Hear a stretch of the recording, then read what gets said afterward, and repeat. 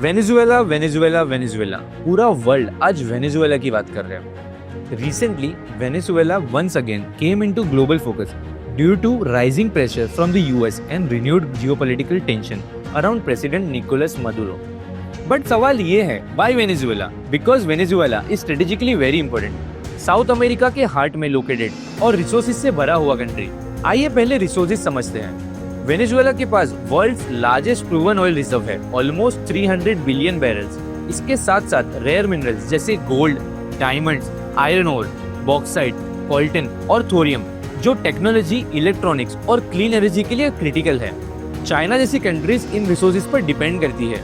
अगर यूएस का इन्फ्लुएंस यहाँ बढ़ता है तो यूएस चाइना टेंशन और डिपेंड हो सकती है। ग्लोबल मार्केट इम्पैक्ट क्या होगा? शॉर्ट टर्म में ऑयल प्राइसेस वॉलेटाइल रह सकते हैं।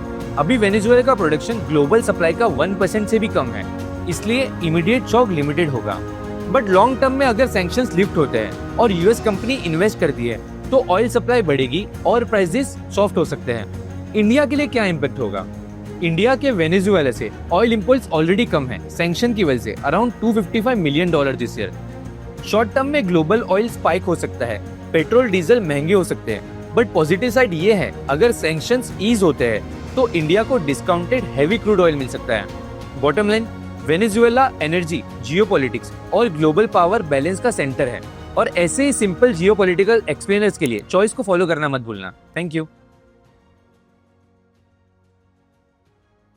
Investment in securities market are subject to market risk. Read all the related documents carefully before investing.